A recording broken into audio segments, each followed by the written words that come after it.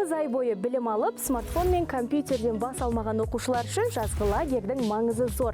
Ата-аналары бой жаздыру мақсатында лагерге бір аптаға жібереді. Ал осы аралықта олармен жақсы қарым-қатынас орнатып, бойындағы қабілетті ашуға көмектесетін вожатый ағай апайлар. Ендеше бүгін осы кісілердің жұмысымен бірге танысайық. Біздің топ! Каноға! Біздің ұрон! Көзде қалынған, оғлар арасында, біздің топ каноға дасай Айдамы! Молодцы! Молодцы!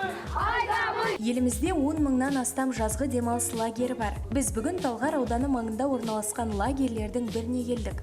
Лагер бір маусымда 80 бала қабылдайды. Осы уақыт аралығында балалармен 15 маман жұмыс істейді. Ал тәлімгерлер қалай таңдалады?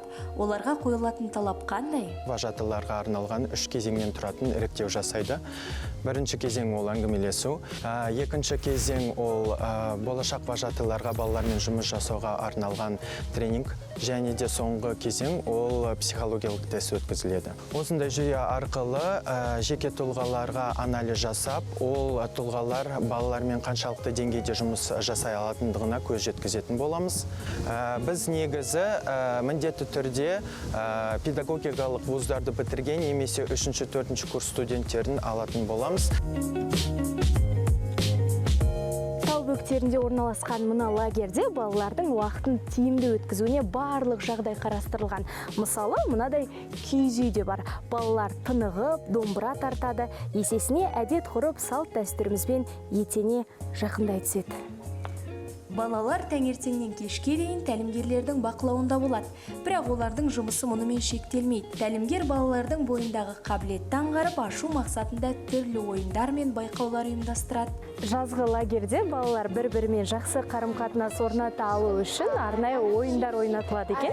Сырттай бақылап тұрып қызықты, ендеше бірге ойнап көрейік. 1, 2, 3. Кеттік. 1, 2, 3.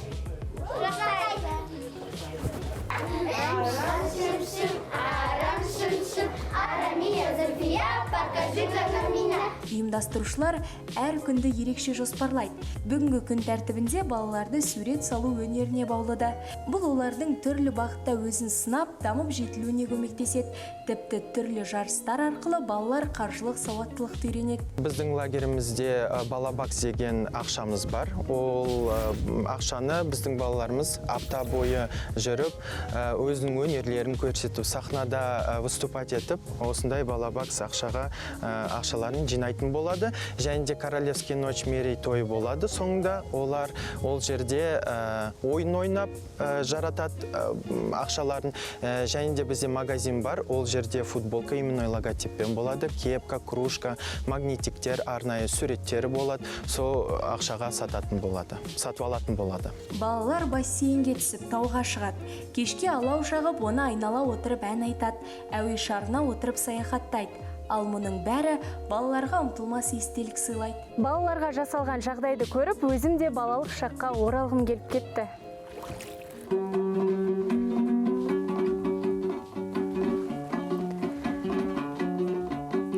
Жазғы лагердегі бүлдіршіндердің бір күнімен таныстық, ендеше келесі кездескенше.